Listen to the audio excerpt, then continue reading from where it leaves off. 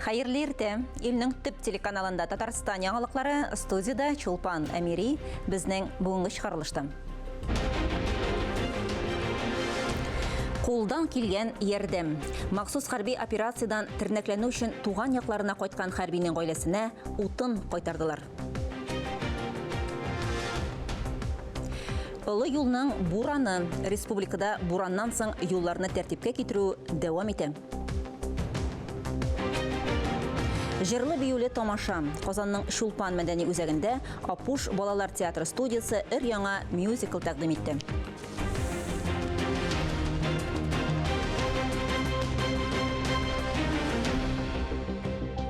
Чыгарылышыбызны һава торышыннан башлыйбыз.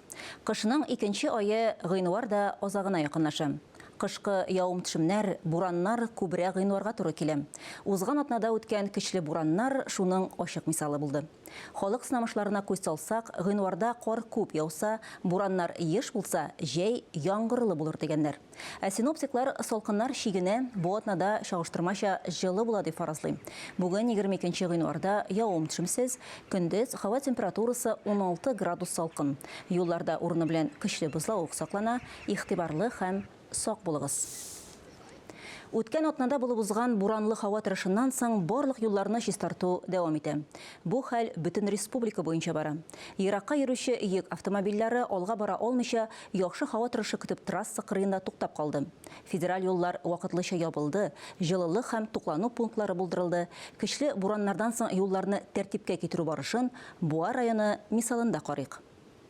Ульяновск трассасы Буа районы аша үтә. Йөртүче Иван Мастеров 44 елдан бирле шофер булып эшләй. Үзе әйтмешли, юлларда күрмәгәне калмаган. Пензадан Казанга барышы, гадәти вакытта 16 сәгатьтә билгеләнгән пунктта барып җитсә, мондый шартларда юлда булу вакыты шактый сузыла. Заехал в магазин, затарился, вот сейчас и все, и жди. Күрше кибеткә кирип чыктым менә, товарлар сатып алдым. Хәзер һава торышы яхшырганын көтәм. 20 ел йөртүче стажы булган Алексей Дмитриев үз тәҗрибәсеннән чыгып шуны әйтә. Мондый хәлләрдә үзеңне тыныч тотарга, юлларда хәлләрне исәпкә алырга кирәк. Прежде всего аккуратно и... Барыннан да бигрәк юлдагы хәлне дөрес бәяләргә, продуктлар һәм ягулык запасы булдырырга кирәк. Мәҗбүри тукталышлар күбрәк кибетләр, кафелар булган территорияларга туры килә. Мои рекомендации: пока не выходить из дома, рейсы свои откладывать на неопределенный срок. Мондый һава шартларында идән чыкмаска рейсларны кичектерергә киңәш итәм. Район җитәкчелеге мондый хәлләрдә юлда калучыларга кирәк булган ярдәмне күрсәтергә әзер. Рөстәм Әхмәдуллин, Ләлә Зайнуллина, Илнур Кадыров, Татарстан яңалыклары, Буа районы. Башка темаларга күчәбез. Махсус хәрби операциядә катнашучыларга республикабыз тарафыннан һәр вакыт төрле ярдәм күрсәтелеп килә. Чираттагы шундый игелекле эш Актаныш районының Мари Сук-Су авылы хәрбиенә булды. Махсус хәрби операциядән тернәкләнү өчен туган якларына кайткан хәрби гаиләсенә утын кайтардылар. Махсус хәрби операция зонасыннан яраланып кайткан Константин Мусин бүген таяклар ярдәмендә хәрәкәт итә. Операциядән соң тернәкләнү өчен туган якларына кайта ул. Утын тиелгән машинаны капка төбендә ул үзе каршы алды. Сам по личным линиям также искал. Утын безгә бик кирәк иде. Вакытында шундый ярдәмнең килүе бик сөенечле. Күрсәтелгән ярдәм өчен район җитәкчелегенә рәхмәт. Константин Мусин Мари Сук-Су авылыннан курку белмәс егетләрнең берсе. Мобилизация игълан ителгәч тә хәрби комиссариатка үзе килә ул. 28 октябрьдә махсус хәрби операция зонасына озатыла. Будем опять же в дальнейшем реабилитироваться. Скоро будем бегать. И в дальнейшем обратно.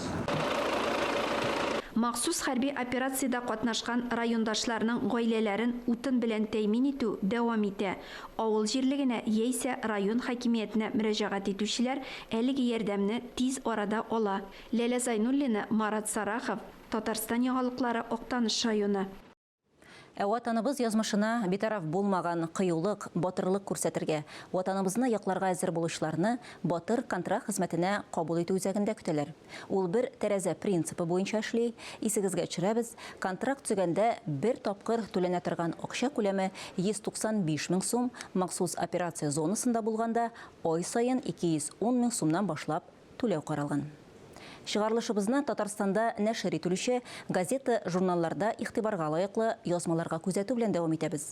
Матбугат күзәтү сәхифәсе белән гадәттәгечә журналист Миңназыйм Сәфәров таныштыра. Хәерле көн, мөхтәрәм телевизор караучылар.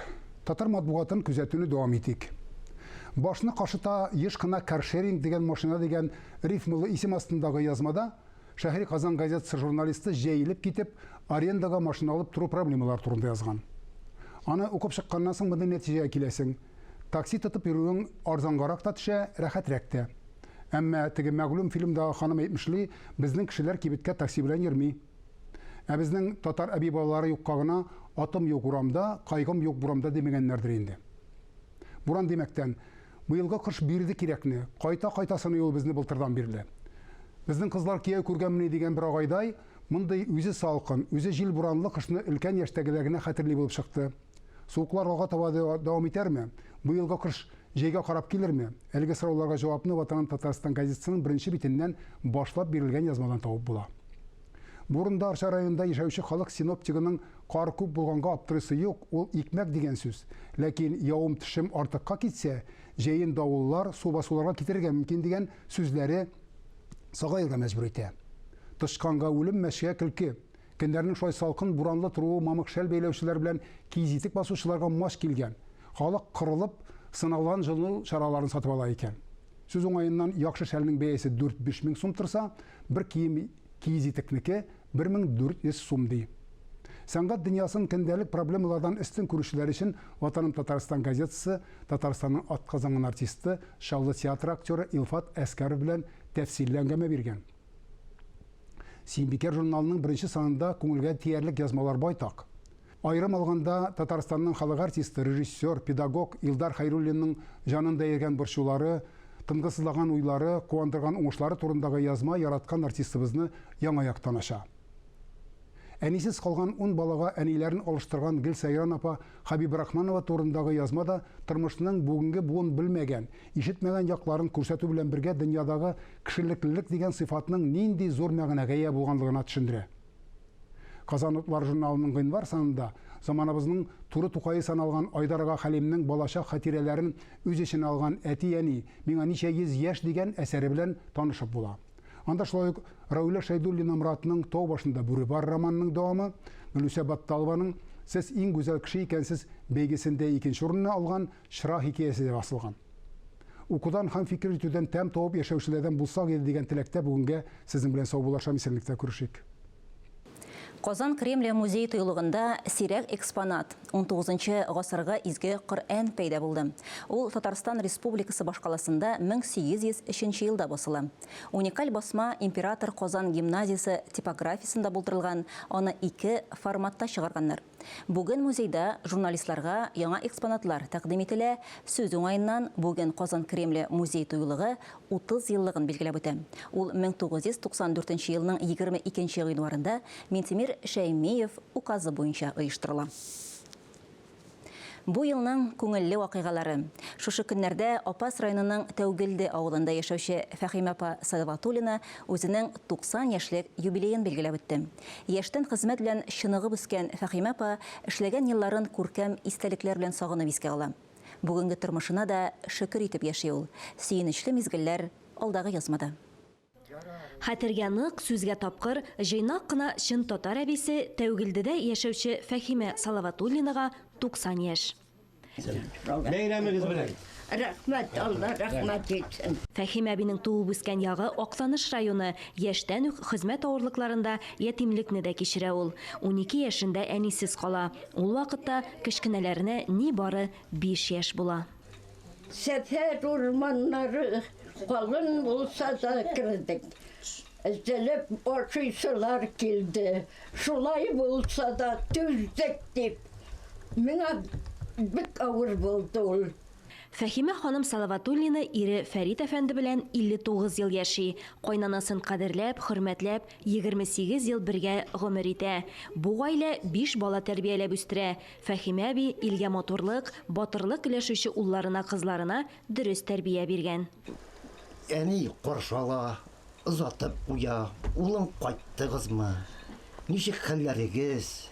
Біздің қортай бейбізді 87 ешіне қатлығына ешегені. Әне, мен андый мұншаға көтеріп барадырым. Әй, қызы қоям, сен де шул менің ешке жетсең жарар едіп әйтедір еді. Әне, ұтны сүндірмеше, шушы бала біз тегереп үскен инің ұзақ еше. Düşürtü de meni dikit itip koradılar. Elhamdülillah şükür. Yani senin anıkı, uluş anıkı, bu iş mineke deyip iş bilmediler. Фәһимә бине хезмәте кешеләрне тормышны яратуына сокланырлык, озын гомерле булуының сире дә нәкъ менә шунда кебек. Алия Галиуллина, Гөлназ Вәлиева, Гадел Галиев, Татарстан яңалыклары, Опас районы. Эфирда Татарстан яңалыклары, чираттагы хәбәрләргә күчәбез. Шушы көннәрдә Апуш балалар театр студиясы Авыл ите Акбай дип исемләнгән яңа мюзикл тәкъдим итте. Быел беренче премьераны үз сәхнәләрендә Чулпан мәдәният үзәгендә шөгыльләнүче укучылар күрсәтте. Премьераның төп үзенчәлеге жанлы музыкаль бизәлеш. Яңа спектакльгә укучыларны студия остазлары Галескәр Камал театры артистлары әзерләгән.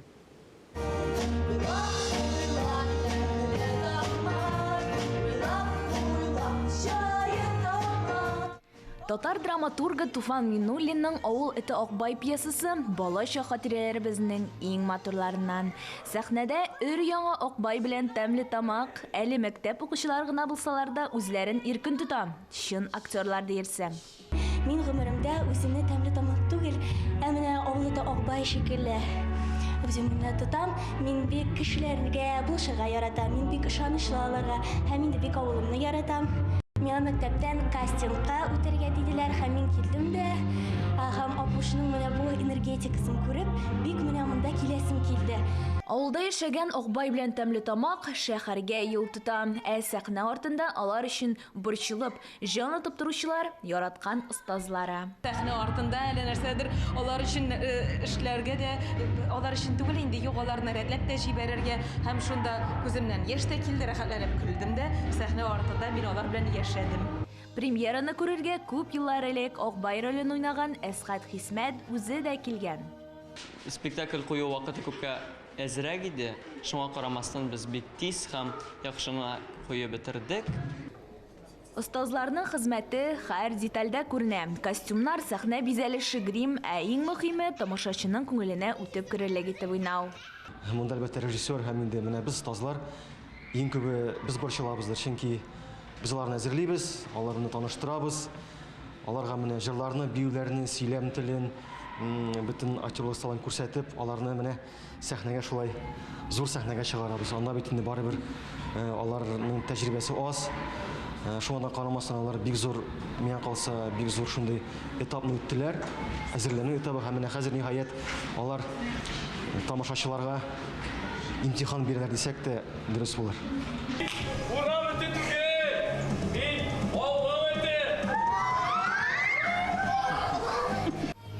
Шулай Апуш студиясы янәдән яшь тамашачыларга әкият дөньясына, ә олыларга бала чакларына сәяхәт ясады. Миләүшә Гыйльфанова, Александр Решеткин, Татарстан яңалыклары. Чыгарылышыбызны мәдәни тормыш сәхифәсе белән дәвам итәбез. Игътибарыгызга бу атнада узасы чаралар афишасы белән таныштырабыз. Хәерле иртә, эфирдә мәдәни тормыш сәхифәсе, сезнең белән мин Динә Нишметдинова. Гыйнварның соңгы атнасында Казан шәһәрендә һәм республика районнарында нинди чаралар көтелә? Әйдәгез бергәләп барлыйк. Галескәр Камал театрында көзге кайтава спектакле. Сүз профессор һәм аның гаиләсе турында бара. Геройлар спектакль барышында нинди мочаралы тарихка юлыгыр. Катнашалар Фәни Җиһаншин, Алмаз Гәрәев, урта һәм яшь буын артистлары. Татар теленең шундый камил, матур яңгыравына, дәреслекләрнең булуына да аларның зур өлеше кергән.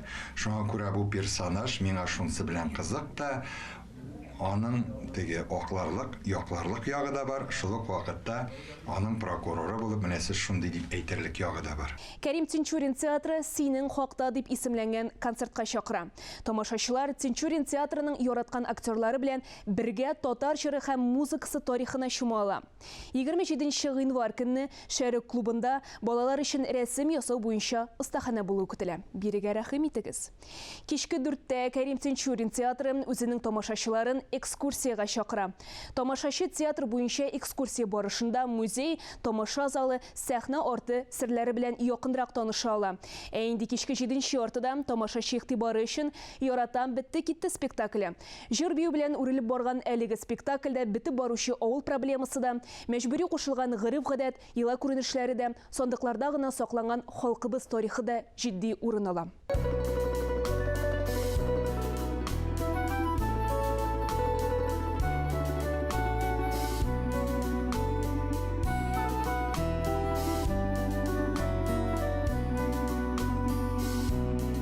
Әлмәт Татар дәүләт драма театрында «Кар астында кайнар шишмә» спектакле. Тәскире һәм Әбүзәр өйләнүчеләре турында өлкәннәргә язылышкач кына әйтергә карар кыла. Вакыйгага бер көн кала ачылган сер әти-әниләрне борчуга сала. Дәвамын комедияны карап белерсез. Шалы театрында Диләфрүзгә 4 кияү спектакле. Авылның 4 егете дә гүзәл Диләфрүзнең йөрәген яуларга җыена. Әмма кыз үзе аларның кайсысын сайлар, бу турыда спектакльне карап белерсез. Рассам Луиза Фасхетдинованың Гөлханә чәчәкләр йорты дип исемләнгән күргәзмәсе ачылды. Биредә чигелгән намазлык, Шамаил, дини картиналар, 40 өчен ташлыклар тәкъдим ителгән. Күргәзмә 11 февральгә кадәр дәвам итә. Хәзинә милли сәнгать галереясында Кытай рассамы Лулинның Урманның икенче ягы исемле күргәзмәсе дәвам итә. Рәссам табигать аша кешенең эчке дөньясын чагылдыра. Бу атнага мәдәният дөньясына кагылышлы яңалыклар шулар иде. Мин Динә Нишметдинова сезнең белән киләсе атнага кадәр сау булашам. Бүгеннән башлап без айга бер мәртәбә Казан Федераль университетының филология һәм милләтара багланышлар институты галимнәре һәм студентлары тарафыннан әзерләнгән тапшырулар циклын башлап җибәрәбез. Әлеге тапшыруларда милләтебезнең күрнекле галимнәре, каләм ияләре җәмәгать эшлекләренең тормыш юлы, эшчәнлеге белән таныштырып барырбыз. Бүген сүз татар әдәбиятында аерым урын алып торган язучы фантаст, шагыйрь һәм драматург, хәрби корреспондент Гадел Кутуй турында. Мин шит илдә матур гөлләр, хуш исле чәчәкләр исним. Ләкин күпме генә иснәмим, барыбер һава җитми, сулыш кысыла. Гүя үз илемнең инҗе чәчәкләре түгел, аның әреме дә бүген миңа шифа булыр иде. Сагындым, бик сагындым сине, туган ил. Бу юлларны белмәгән бер татар кешесе дә юктыр. Батыр татар солдатының ватанга мәхәббәте күңелнең иң нечкә кылларын кузгата. Нәсернең авторы Гадел Кутуй. Быел киң җәмәгатьчелек Гадел Кутуйның 120 еллыгын билгеләп үтә. Кем ул Гадел Кутуй? Милли әдәбиятыбыз тарихында нинди урын алып тора? Нәрсә белән кызык бүген безгә Гадел Кутуй? Беренчедән, бездә татар әдәбиятында күптән яшәп килде бер миф. Имеш Такташ белән Кутуй Тукай мәктәбен җимергә килделәр дип. Әмма ләкин аларның замандашы Нақый Сәмбәт үзенең хатирәләрендә раслап чыкты, юк, Такташ белән Кутуй алар икесе дә Тукай мәктәбе вәкилләре һәм алар Тукайның реформаларын яңа юлга алып чыктылар. Һәм алар безнең телебезне урам теленә якын итеп, массалар теленә якын итеп шигырьләр төзи башладылар. Күренекле әдип, публицист Гадел Кутуй, тулы исеме Гадел Шәнур Мөхәммәд улы Кутуев, моннан 120 ел элек, 1903 елның 28 ноябрендә дөньяга килә. Туган авылы хәзерге Пенза өлкәсе Кузнецк районы Татар Кынадысы авылы. Самарада укыган вакытта әдәби түгәрәккә йөри һәм әдәби иҗат белән кызыксынып китә. Пьесалар яза башлый. Рус телендә белем алганлыктан беренче шигырьләрен рус телендә яза. Казанга 19 яшьлек вакытта килә. Политехника институтын ташлап, Шәрык педагогика институтына керә. Аның 20 елдагы кием модасы да бик үзенчәлекле. Безнең менә педтехникумдагы фотографиясында ул Маяковский га тартып, прическаларын ясап, киемен ясап, менә шулай үзенең футурист булганын раслап чыккан. Һәм бу да яшьләргә бик кызык. Татар милли әдәбиятына яшь әдип футурист буларак килеп керә. 1925 елда чыккан беренче «Көннәр йөгергәндә» исемле җыентыгында ук үзен футурист шагыйрь буларак таныта. Футуристик шигырьләр бездә яшәмәде. Ни өчен? Чөнки монда шәһәр темасы белән бергә шәһәр тавышлары керде. Алар моңсыз, безнең тел моңлы. Шуның өчен футуристик шигырьләр зак иҗат лабораториясендә Кутуйның яшәмәде. Һәм шуннан безнең классик Кутуй туды, реалистик шагыйрь туды. Татар Академия театрының һәр спектакленә диярлек рецензиялар яза. Ул әле шундый як белән ачылган иде безнең мәдәнияттә, сәләтле тәнкыйтьче. Һәм бик күп көч куйды. Сугыш алдыннан радио тапшыруында редактор булып эшләп, яңа темалар кертте. Шушы елларда бер төркем яшьләр белән берлектә әдип махсус оештырылган җидегәнчеләр оешмасында контрреволюцион эш алып баруда гаепләнеп кулга алынса да, гаепләре булмау сәбәпле аклана. Әмма кара сакалы гомере буе артыннан калмый. 30-нчы елларда Гадел Кутуй хикәяләр, пьесалар, поэма яза. 35-нчы елда тапшырылмаган хатлар повесте дөнья күрә. Тиз арада популярлык казанган әсәр 15 телгә тәрҗемә ителә. 60-нчы елда Татар опера һәм балет театрында шул исемдәге операда куела. Музыкасының композиторы Җәүдәт Фәйзи. 1961 елда повесть нигезендә Габдрахман Минский язган пьеса буенча спектакль уйнала. 2016 елда бу повесть буенча тулы метражлы нәфис фильм эшләнә. Гадел Кутуй Бөек Ватан сугышына 1942 елның 25 майында үз теләге белән китә. Ләкин яраланып Казанга кайта. Аны Мәдәният министрлыгына тәкъдим итәләр. Әмма бу вазифага мәгълүм сәбәпләр аркасында куелмаячагын аңлагач, янәдән фронтка китә. 1944 елдан гвардия кече лейтенанты Гадел Кутуй Кызыл армия фронт газетасы хәбәрчесе. 45 елның кышында бик каты салкын тидерү сәбәпле госпитальгә эләгә. 1945 елның июнендә Польшаның Згеш шәһәрендә хәрби госпитальдә вафат була һәм шәһәрдәге зиратның хәрбиләр участогында күмелә.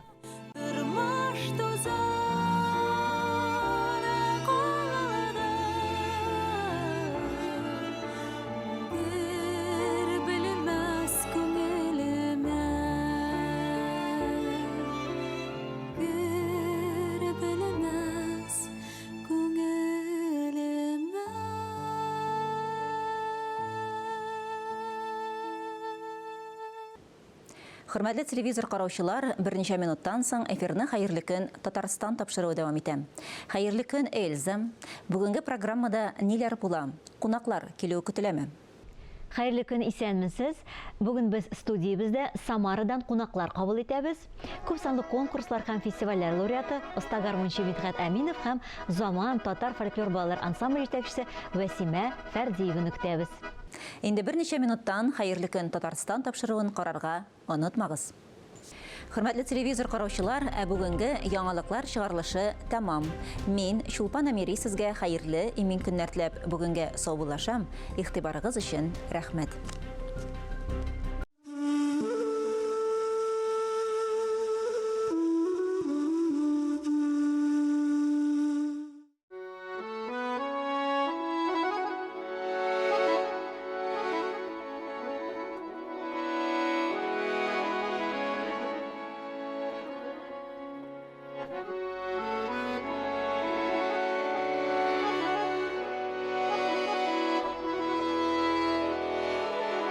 Хезмәт белән үтә минем көнем.